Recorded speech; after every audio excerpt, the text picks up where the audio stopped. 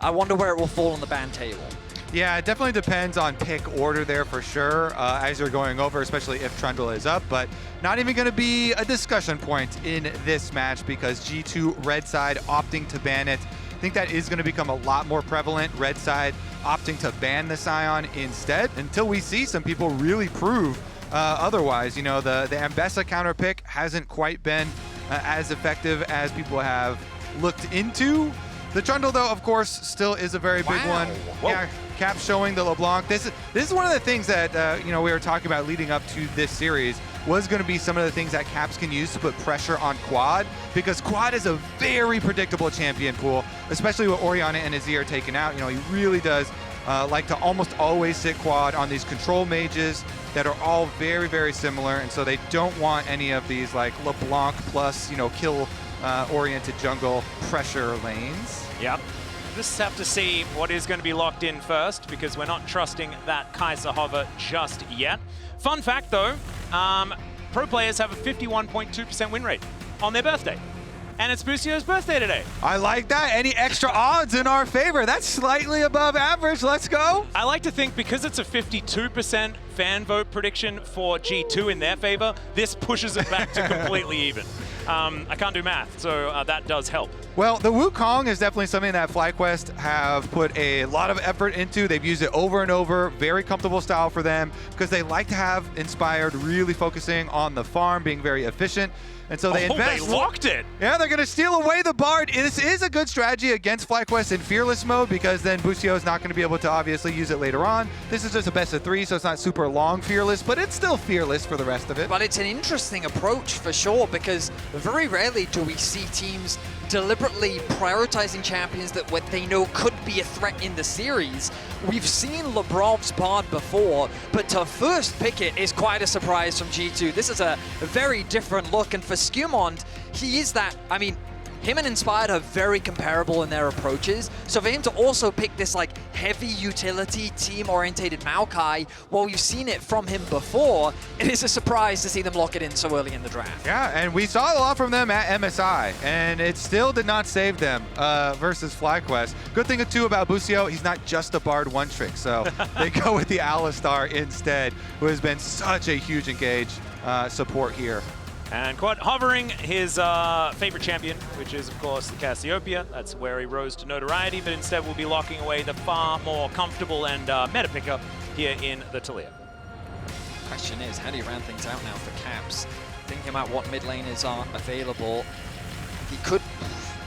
No, I mean, normally we'd see, for Caps specifically, Tristana would be something, but I don't know if it's really great in the current meta. Yone is a possibility, but again, into what FlyQuest have drafted, I question whether or not that makes a ton of sense. Gonna make you keep guessing.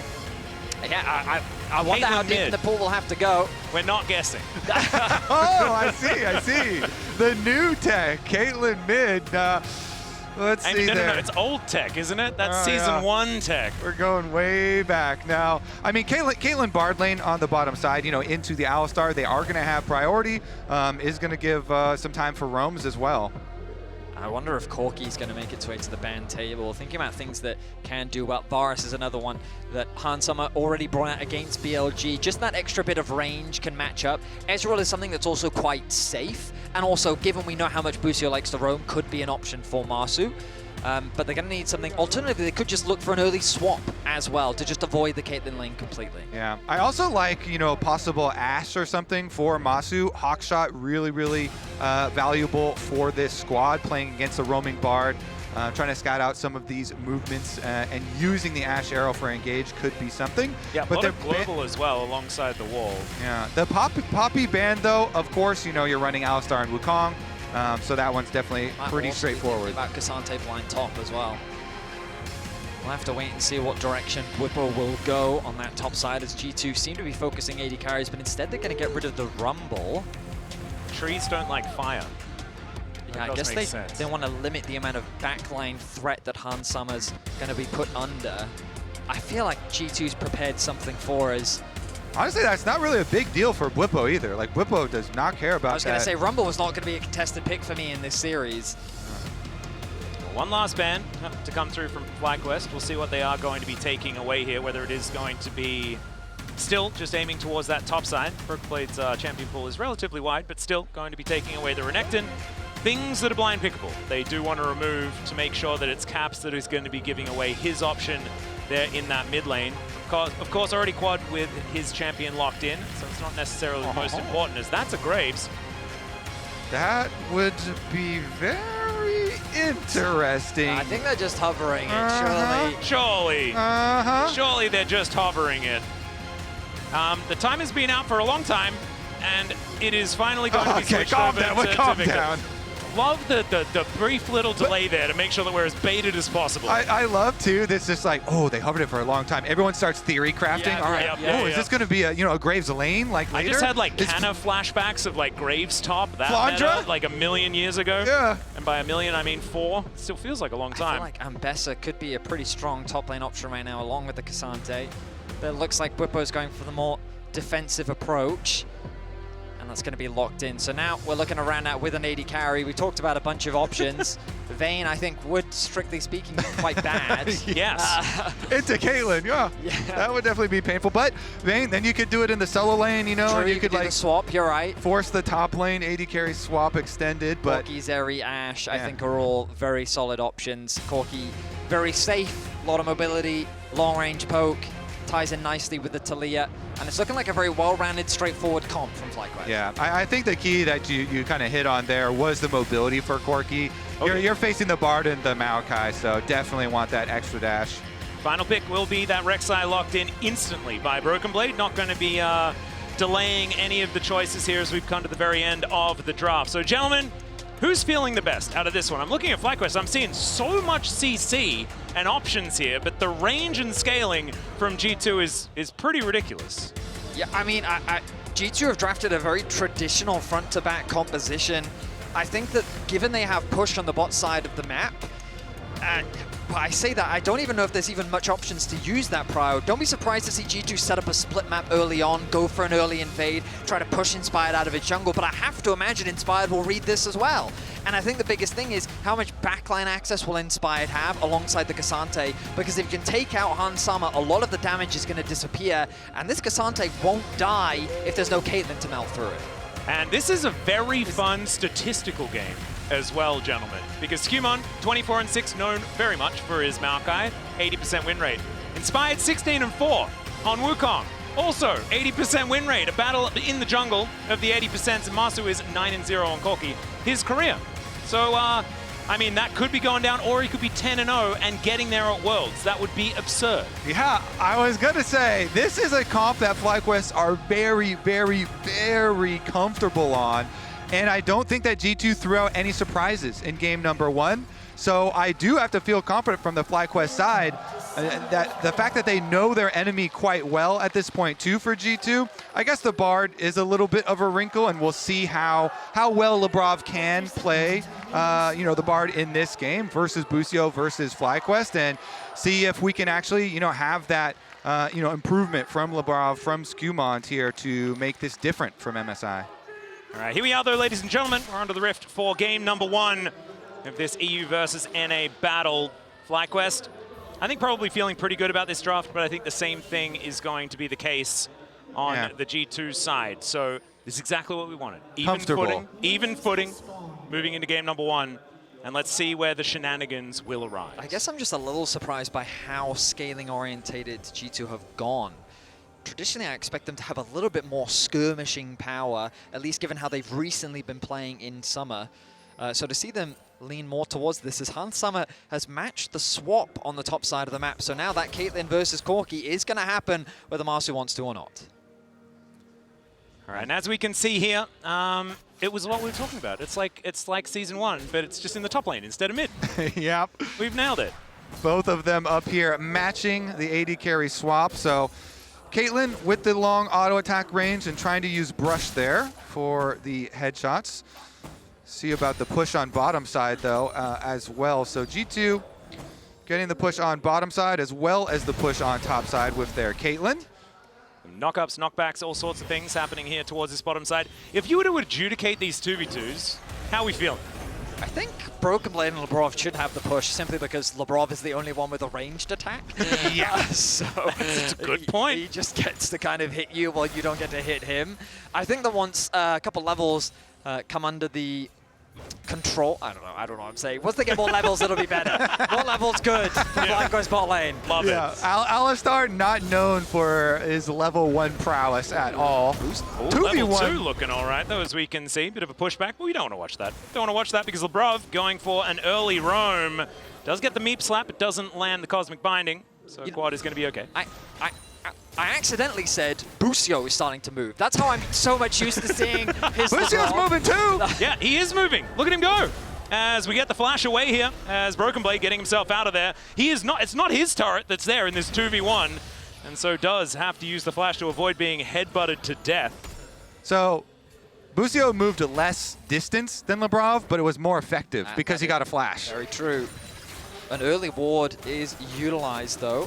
The pings have come down onto Busio as he looks for a bit of a roam. Oh, I say a ward. There is no ward. They're just reading the play very well. He's covering around this mid lane. Yeah. Making sure that Quad gets through it safely, and it looks like he's going to do just that. So, Massu with the early back on the Corki to get the tier purchase from the push from Caitlyn.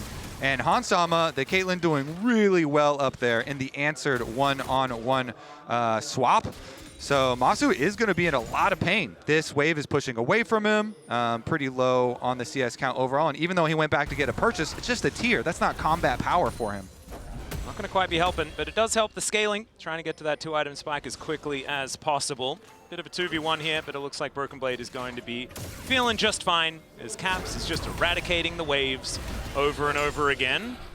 And I'm feeling like if this game remains pretty slow, G2 are probably going to be pretty happy with it. Right now, Labrov moving towards his top side. Massu going to have to get out of their Valkyrie employed nicely. Some more Bwipo here towards the bottom side of the map.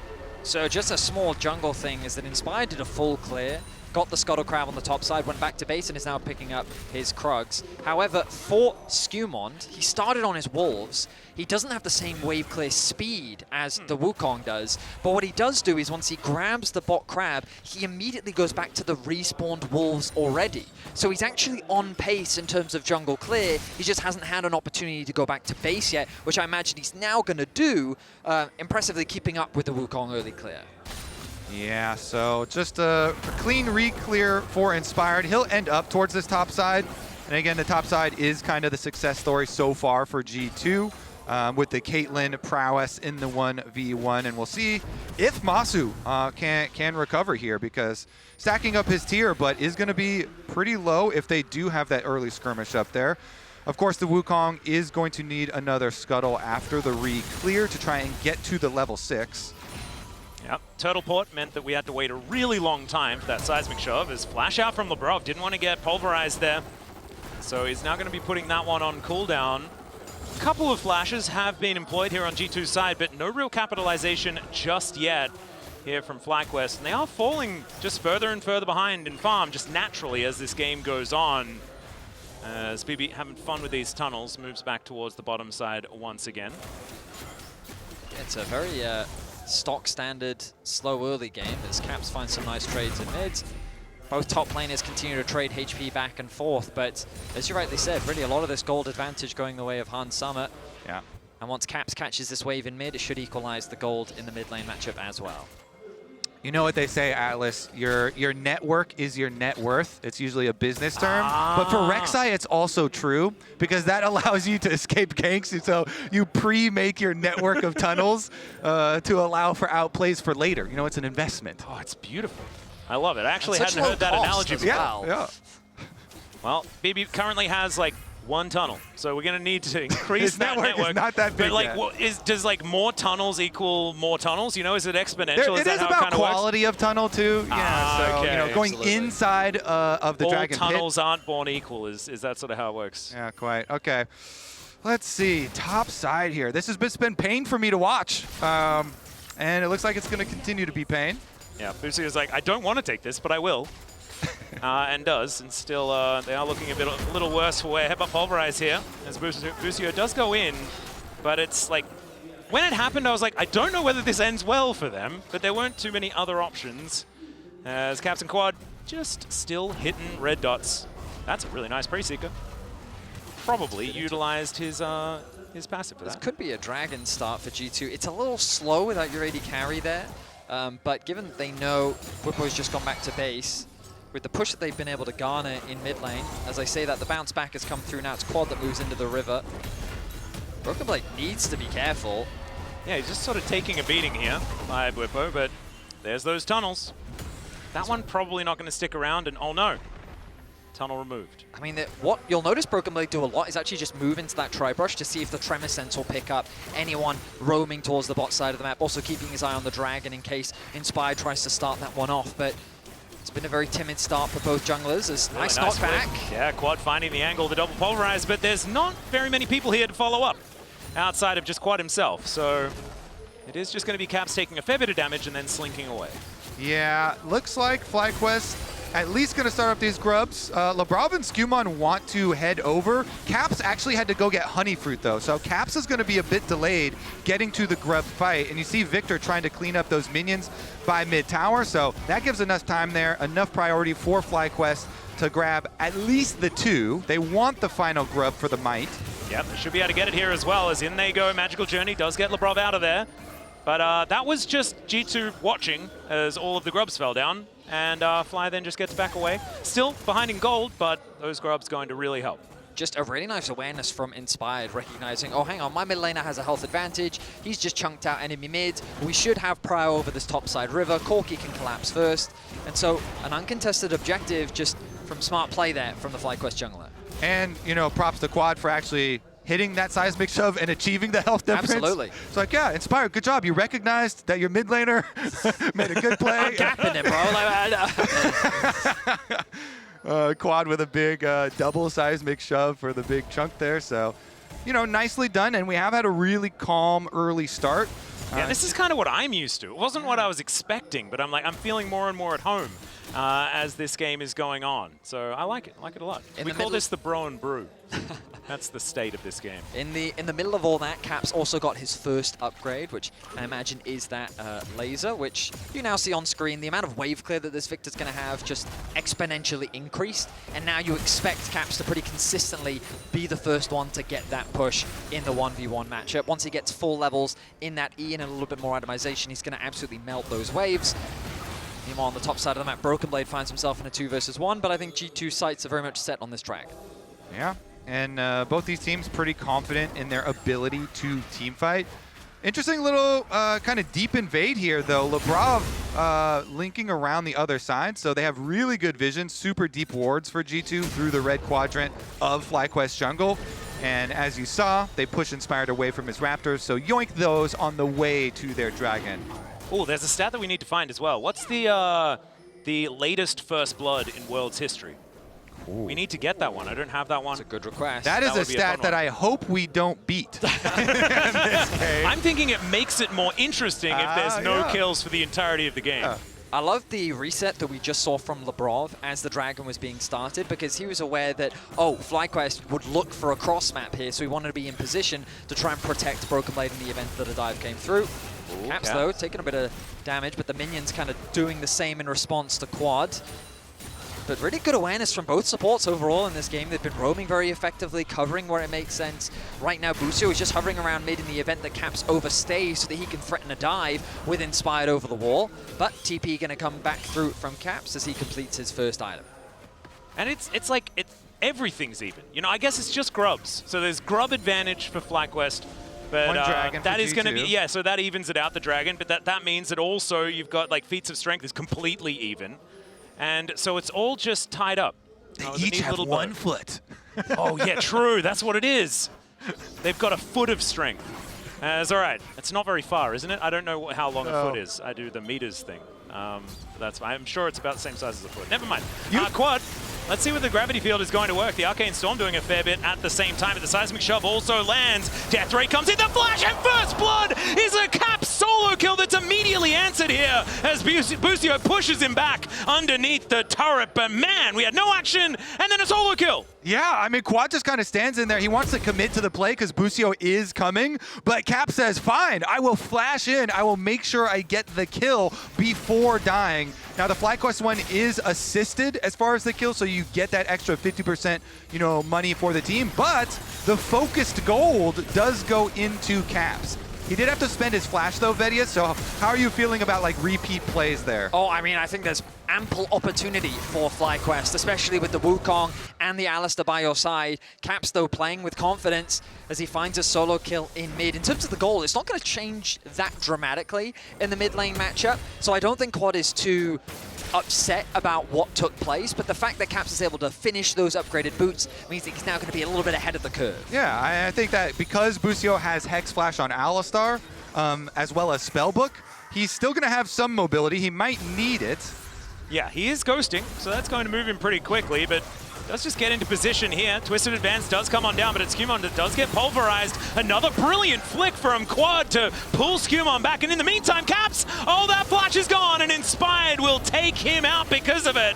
Now Quad looking for that angle once again, and they have corralled them underneath this turret, but it looks like FlyQuest, they're just happy to get that one pick and then set themselves up elsewhere. They'll have inside track with mid lane, for example. Yeah, we got an instant answer on our question. Is the flash going to get punished? Yes, it is. Inspired immediately jumping on that, punishing that cooldown here for Flash, getting the kill. Wukong with Trinity Force, Vedius. It's the exact right time to go looking for a Viktor wandering through the jungle.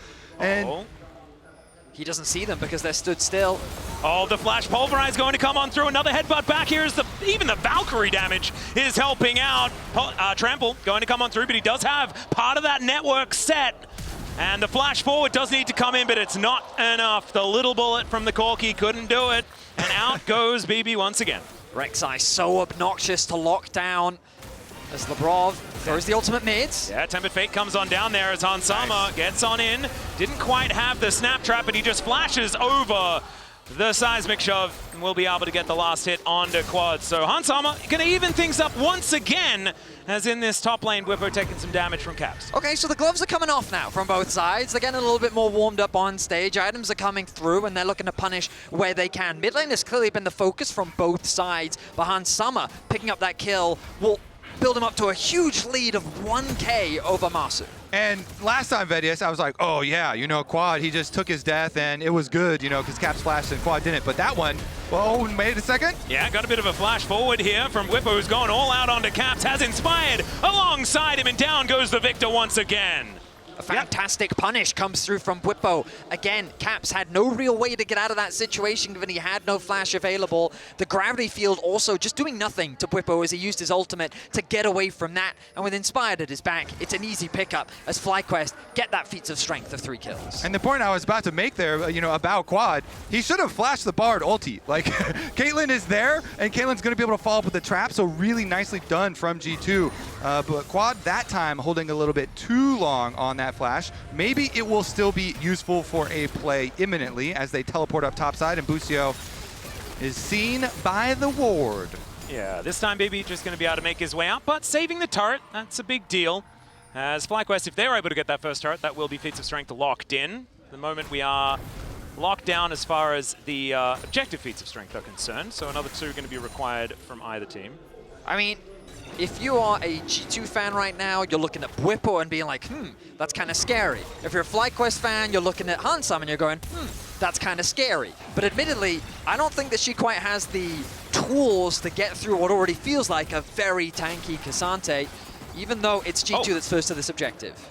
Trinity Forces are pretty good, aren't they, when they're built? As you can see, Hansama getting the brunt of that. Massu does have that first spike complete. I'm also looking at Inspired. I think he's pretty scary as well. Absolutely. Double Trinity Force spike is a big one.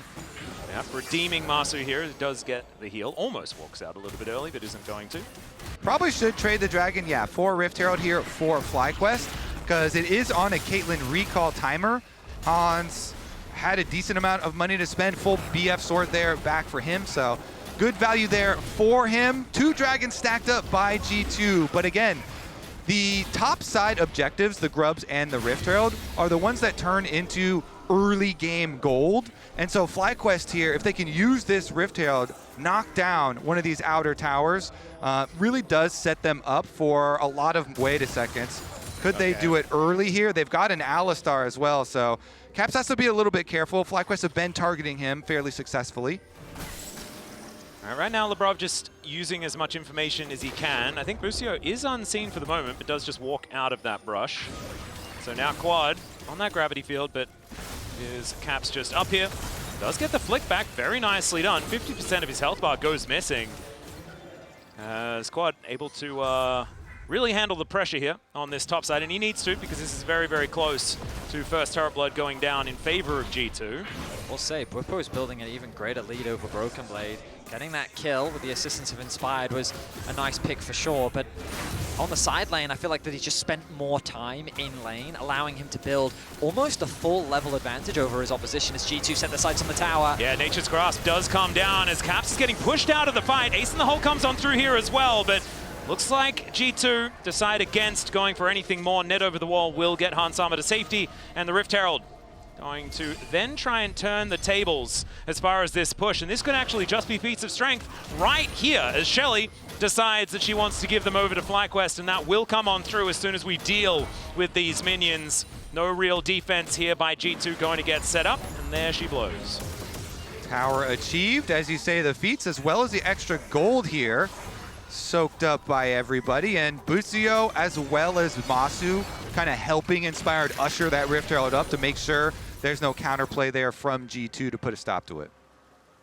Inspired now building a 1.4k gold lead of his own.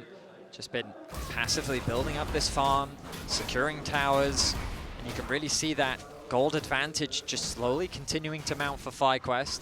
Obviously, the tension still feels very high because we're yet to see that first fight and how things will really play out in the 5v5. Both teams have really just been trading objectives, but Arakan alive in 1 minute and 5, along with the Dragon in 2 minutes' time. You expect these to be the next major objectives that both these teams will turn their attention to. And honestly, I would expect Labrov to go for an ultimate on Quad pretty early, ahead of time, if you can get that flash out from the Taliyah, or if you can even just make a play on him straight up.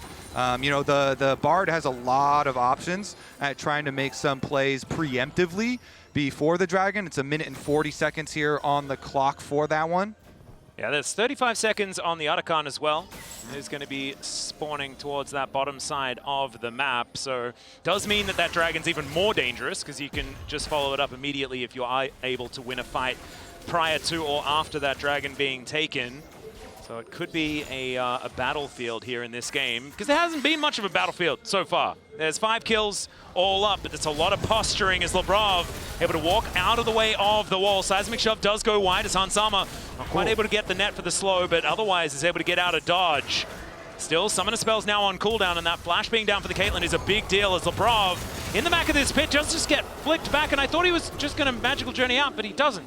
Yeah, where are you going, buddy? Busio sits him down, and Bwipo trying to sit Broken Blade down, but the flash is enough. That's beautiful play-by-play there, Kobe. That's what we actually had some feedback after the last series. We're like, we should probably have 2 play-by-plays because there's too much action. And see, we managed to utilize it here in this particular moment as G2 able to eat the pressure towards the top side as well. I mean, it feels as though FlyQuest is just getting these very small advantages that are turning into bigger ones, as, for example, on the bottom side of the map, Bwipo getting the flash out from Broken Blade, on the top side, Quad getting the flash out from Hans, and that ultimately led to Labrov thinking, oh, I can still stick around, my magical journey should be off cooldown any minute now, but then he gets punished by Busio. A really quick flash to set up for the play gives FlyQuest another kill. 4-2 now, the advantage. 2k the gold lead. Dragon spawning in 9 seconds. And look at the TPs. G2 have a clear game plan in mind, and that is to force a fight around this objective. And Hans is very close to item number 2 as well. It's going to be Infinity Edge. As far as 2 item spikes, it's probably the best that you can get for the Caitlyn. He's not quite there yet, but still, G2 have so much control of this area. Nature's Grasp for holding on to control as well is so incredibly good. Hex Flash going to get channeled here as Busio looking for an angle towards Caps, perhaps, as he gets taken down so incredibly low. Unbreakable Will comes in, and now you've got Bwipo trying to make the difference, but Tempered Fate to hold them in position. Hans Sama in so much trouble, and he does get taken down. Inspired to grab first blood in the fight. Busio is going to be the answering kill, and Broken Blade takes down Busio as well. It's FlyQuest that can actually answer back as Caps trying to do some of the damage, but doesn't quite manage to do so. And it's a big win here for FlyQuest. Yeah, huge engage there. Busio threatens around the top side. Inspired just goes straight in through the Dragon Pit. Look at Inspired go straight onto Han Sama. They put so much pressure on this Caitlyn. Busio's threatening around the outside, but there goes the flash. Inspired is in. He ults and then clones away from the gravity field to stay on the Caitlyn. And I just love the target focus because Bwipo is right there with him as Busio sets his sights onto Caps, trying to mitigate the other damage dealer from doing what he can. And as we mentioned in draft, once the Caitlyn is gone, the front line really doesn't have that much to worry about. So Caps is forced to disengage and FlyQuest find a beautiful fight. And crucially, they take away that Dragon Soul point from G2. Yeah, after Inspired was able to finish off the Caitlyn, he then had a Q come up and he just Q smited the Dragon right in front of SkewMond to yoink that objective as well. So FlyQuest, this is something they're so well known for in North America. You know, give up the first couple of dragons, invest all of your money into this third dragon fight, and they really pulled that one off quite well to bring the game under their control. Yep, and Han Sama didn't have the Infinity Edge for that last fight, right? We hit like the perfect 2-item spike that we talk about for Corki all the time. Miramana was in there, Massu was able to stay alive, keep doing that DPS, and him and Quad have been able to do a lot. Quad especially, man, this guy has looked so good in this game on this Taliyah thus far, and 2 items have now been completed as the Leandries is now done as well. They'll grab themselves another turret, and they are starting to really roll this snowball down the hill. Yeah, I like that you're going, wait a second, this one's just for fun. It's a bit of an exciting one here, as we do get a bit of a stun onto SkewMond, but he gets himself out. That's a headshot. That's a lot of damage onto Massu. Does need to be a little bit careful. The Infinity Edge is done. I like that you're, really complimenting Quad there, though, because he's been so aggressive with all these seismic shove chunks, has opened up a lot of like small opportunities for FlyQuest so far, and he's able to finish off that mid tower. So that's all 3 outer towers down now for G2. They have no longer any outer defenses, and FlyQuest immediately pulled the trigger on the Otacon. Yeah, there is a ward still here, though, for G2, so they know the size of this health bar. As you can see, Bwipo just trying to stand in front of them. He's They far. keep them out of this one, as my goodness, he's so incredibly tanky at the same time. Is G2 going to have to deal with him first? The wall goes down just to try and keep him alive. There's a Pulverize as well as Broken Blade. Gets himself out of there. Now the Nature's Grasp does fly past. But the Otacon will just turn its sights onto G2 this time, down to about 4K as FlyQuest possibly out of this. There's a flash forward from Busio, but I don't know about it. The flick back, though, is gorgeous, and SkewMond put in position, but unable to get the smite. That one's going to go to Inspired. As the gravity field goes down, the Arcane Storm doing nothing. Massu going to take down Caps, who cannot get it done. Now Broken Blade buying some space. They only lose one, but Otacon, such a big deal. FlyQuest play with such patience. Quad with a fantastic ultimate to start that fight off because it isolates Broken Blade. It looked like Bwipo was the one that was caught out of position. He was so far up the river without the support of his team, but then Quad's ulti completely changed that dynamic. And the reason why it's important is because it forces the ulti out from Labrov. So here you're thinking, wow, Bwipo, you're way too deep, but look on the left. A beautiful ultimate comes through. Then Labrov reactively uses his ultimate, but to no effect. Now the Maokai ultimate is gone. Labrov's ultimate is gone, and it makes it easy for Fly for the re-engage. And then it still comes down to a clutch smite fight right here. You know, Maokai gets knocked in, tries to go for the Q smite, but Inspired clutches out the smite on the Otacon to get that one, and it is huge. Then Caps just gets jumped on. Massu valks forward, and since Bwipo teleported in, Bwipo's back to help him out. I mean, just great patience being demonstrated by FlyQuest as now Broken Blade in a lot of danger. Or is he? I mean, this is the Rek'Sai situation, right? It always looks like he's in danger, and then I do that play-by-play thing where it's like, oh yeah, he's gonna die, and then he never does. Well, let's see whether he does here. See, that thing. You know, let's see whether he, no, it just doesn't happen, as he has just eaten a whole lot of pressure in this game. I gotta be honest, Vedius, it's looking a lot like MSI to me. I mean, right now, yeah, we haven't really seen any proactivity from G2, and again, one of the big question marks for this team is seeing SkewMond and Labrov work together. But when SkewMond is on a champion like Maokai, well, he has been playing it extensively throughout the year. In summer, that's really not been their motif. Things like the Wukong, the Xin Zhao, the Pantheon, things that he can have a lot of agency and playmaking to try and play through mid, work with Labrov is what we've been seeing a lot more of. But it feels like that they've taken a much more passive approach, and while their laners have been doing pretty well, FlyQuest have just found way more punishes. They punished Caps a lot in a side lane. They got Han Summer's flash out from him ahead of a major fight. and just the timings and punishes from FlyQuest have been fantastic. And the desk was talking about it, right? It was the fact that Inspired has been a little bit quiet this Worlds. Well, I'm looking at this game, I'm feeling like Inspired's been pretty loud. 3-0-2 currently on the Wukong, as Bwipo just constantly keeping G2 at bay. Standing in front, he's a bouncer this game, and that is going to mean that we've evened out the Drakes between the two squads. A quad stack Chemtech Soul would be a lot of healing and shielding power. It certainly would. Busio is ghosting again. Oh dear. To Hex Flash over. Do they actually make a catch here, though? That's pretty far. Yeah. It's a dangerous one. Bwipo not going to be getting over the wall. They just clear out vision, and it's all going to be fine. But FlyQuest have not been giving up space. They've been playing slowly, but they've been just constantly encroaching on G2. It's like creep spread or something like that, to use a StarCraft reference. And something that FlyQuest are just so ultimately confident in is always their team fighting ability and choosing the correct timers here. And they have just out-executed in these fights over and over again. It's not quite a blowout or anything, but they do feel very much in control. Absolutely, and what was a massive advantage between the two AD carries in favor of Ansama now has shriveled into nothing. The item advantage is in favor of Massu. He has the gold advantage, he has the experience advantage, and you can understand why throughout his career he is 9-0 on the champion, and he's looking to make it 10. As right now, FlyQuest holds on to a 4.9k gold lead here in Game 1. This Baron certainly looking like something that could try and get a blowout as far as that gold advantage is concerned, put themselves into a winning position. But G2, we mentioned it already, right? Like, if this composition can just stick around, right? Then it does have a lot of options later on in the game. Like, you get to max items on a Caitlyn, she has so much range, it's really, really hard to get to her, and she does so much damage, but they have to get there. As Ace in the Hole comes through, Bwipo ignores it, and it bounces off him, or something like that, I'm pretty sure. Yeah, and I think so far, the problem for G2 is that, yeah, you know, you've got Caitlyn and Viktor range for later, but FlyQuest engagers are supremely confident. Inspired and Busio are the best players on the team and constantly will look for these super hard engages really quick. So it's like, they have to have really good like Maokai and Bard ultimates in order to navigate that team fight.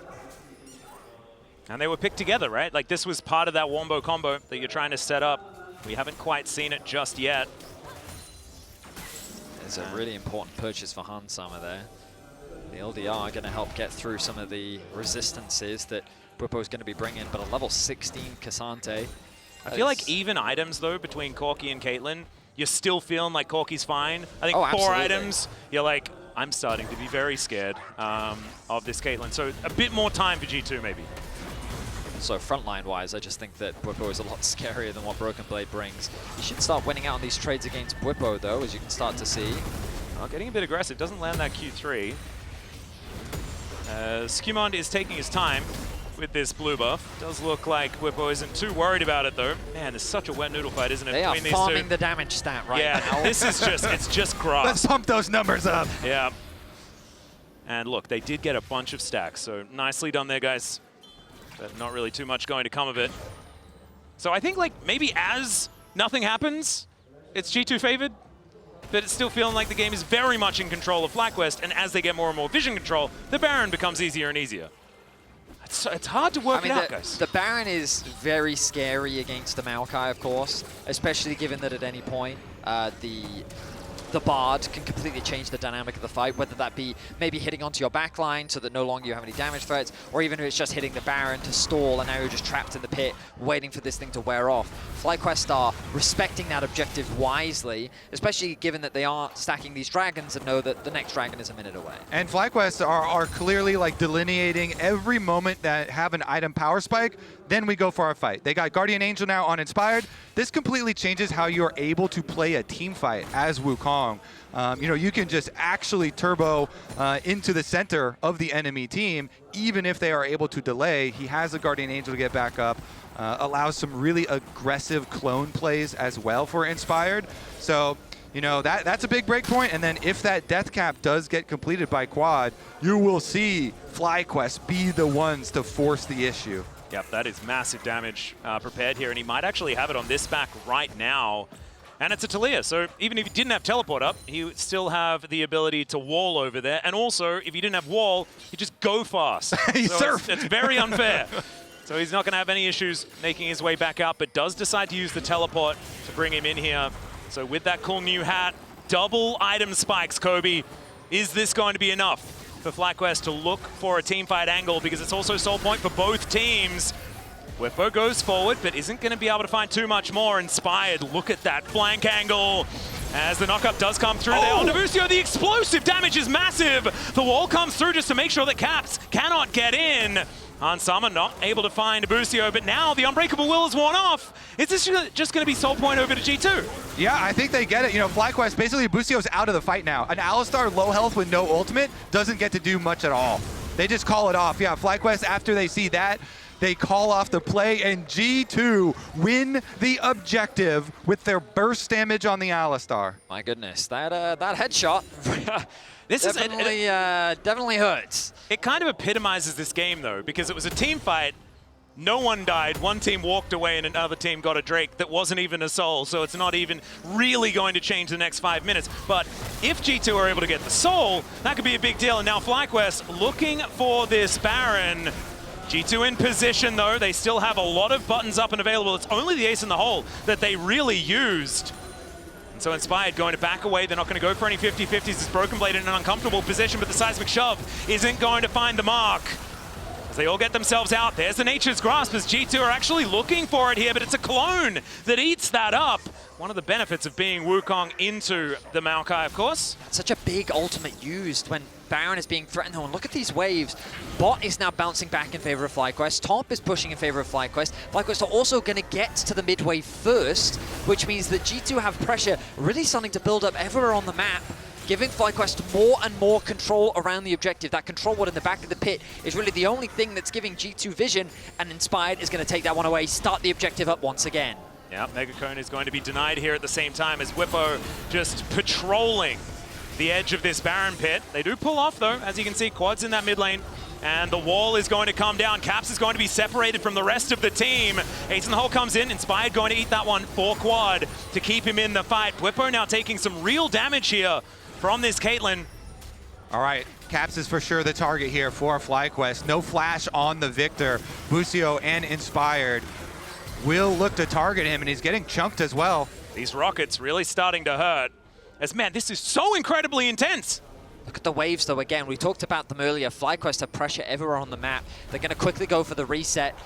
G2 doing what they can, but finally Caps will have that opportunity to go back to base, spend what gold he can. And impressively, G2 managed to hold the line. I really thought that that was going to be the moment where they lost the whole fight, because FlyQuest was just navigating everything so well. They just barely get away with the skin of their teeth. And FlyQuest, as they should, turn their attention back towards the Baron. It's really the objective that they're going to need to close out the game. And this is the only scary part for FlyQuest. The later into the game you go, obviously the gold just matters less. And so once this Caitlyn and Viktor get to 5 items, obviously, like, the fights are going to be a lot scarier for them. They need to leverage the advantage that they have right now. Well, this could be certainly leveraged as Caps walks a little bit too far away from his turret and will just be taken out by Busio. Beautifully done. That is the name of this game. It has been kill Caps. It's either burn his flash or repeat attack and just kill him again. Busio finds the Viktor wandering through the jungle again. What can FlyQuest do with the timer? Well, perfect position. Great sidesteps there from Broken Blade, though, to make sure that he's not knocked back there from the Natofo strikes. Inspired, though, already right on top of this Baron. SkewMond in the area, but it's going to be so difficult to stop this Baron from going down. The flash in, the headbutt back! As SkewMond's flash is now on cooldown. Redemption for a bit of extra damage at the same time as FlyQuest, they kept the Baron leashed. All of this vision getting taken away over and over again. And this Baron down to 4,000. Do they opt in for it? Because SkewMond can't get over the wall. It's going to be impossible for them to stop this, and the Baron will be taken by FlyQuest. The discipline in this game is obscene by FlyQuest. FlyQuest, I gotta say as well, we warned you, there might be a support diff. Busio is cracked, man. This guy is just doing so much. He found the Viktor, he set up the play onto Caps, then he goes around, sets up another play. They get SkewMond's flash. He goes over the back of the red buff wall, and FlyQuest just claim their objective. without technically winning a team fight, but just picking apart G2 beforehand. And the craziest thing about it was he was spotted thanks to the Rek'Sai, and it looked like he was the one that was going to get caught, but he was so quick with it. He didn't hesitate. He just flashes in, targets SkewMond, and you realize that, hang on a minute, that Maokai with no flash, he's got no way into the pit. There is no risk of a 50-50. Beautifully done by FlyQuest. 30 seconds until the dragon spawns. I mean, ideally, I think that they should just abandon it and just focus on sieging. They want to get as much out of this Baron as possible. We also need to delay Elder Drake for as much as possible as well, because we want this game to go for about 70 minutes if possible. For G2's credit, it is hard to push on these Caitlyn trap lines, but never mind. Flash is going forward here as the wall comes down, and Hans Sama just blows up. The inner turret is going to go down, and SkewMond is running the wrong direction. Bit of a jungle v jungle here as he gets the Teemo thumbs up. I don't think SkewMond's going to feel okay about it. Nimbus Strike comes forward. Inspired finishes him off, and I think this is the end of the game as FlyQuest will slowly but surely, methodically tear G2 apart here in game one.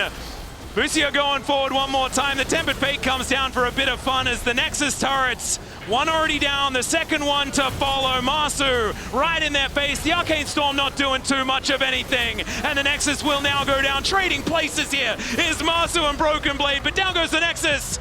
And it's FlyQuest up 1-0. What a beautiful ending fight. They make me eat my words instantly. All just flash over the Caitlyn traps. Like, no, we all just flash forward. Massu flashes forward with the rest of them, and they delete G2 before Caps could even get back to the fight. He had been recalling from split pushing, but FlyQuest just end the game. Maybe they were just waiting the entire game for a Caster Curse. And it finally came in, but now it's time to hear from the analysts about that game number one. FlyQuest said, do you think it's going to be any different than MSI? No, and we're going to show you exactly why. A sovereign victory. And I think, and I'll go directly into Azael with this one, a game